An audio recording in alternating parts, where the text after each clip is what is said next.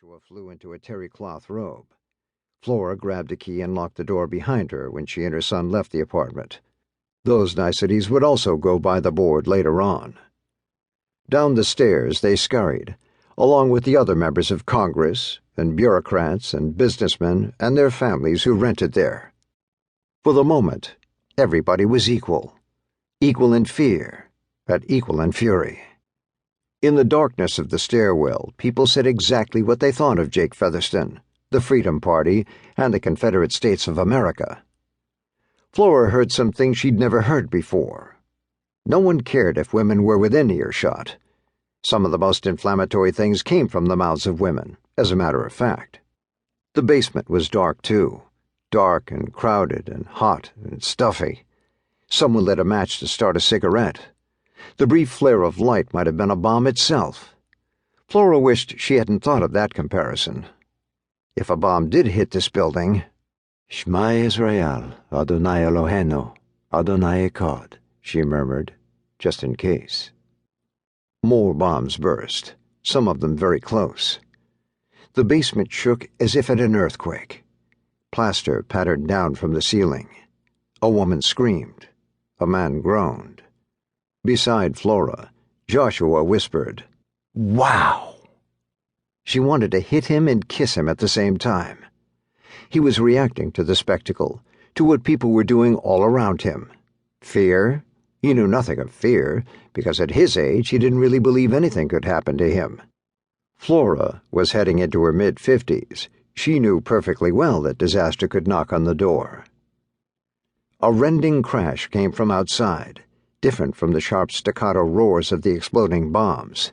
"We got one of the fuckers anyway," a man said in tones of ferocious satisfaction. A bomber. That was what that had to be. A Confederate bomber had smashed to Earth somewhere not far away. How many young men had been aboard it? How many had managed to get clear and parachute away before it went into its last fatal dive?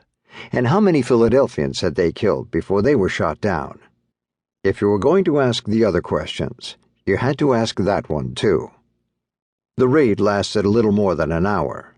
Little by little, bombs came at longer intervals. The drone of engines overhead faded.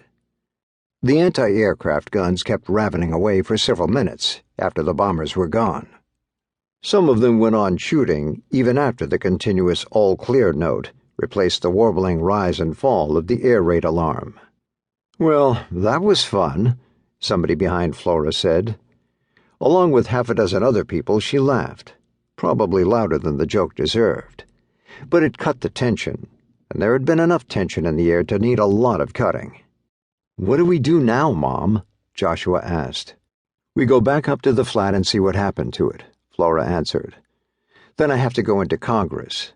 Featherston may not have bothered with a declaration of war, but President Smith will, and they'll need me to vote for it."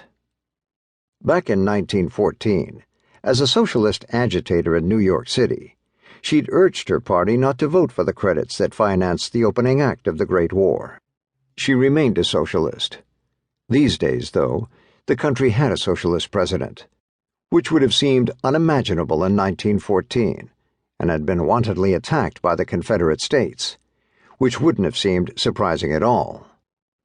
As they left the basement, morning twilight was brightening toward dawn.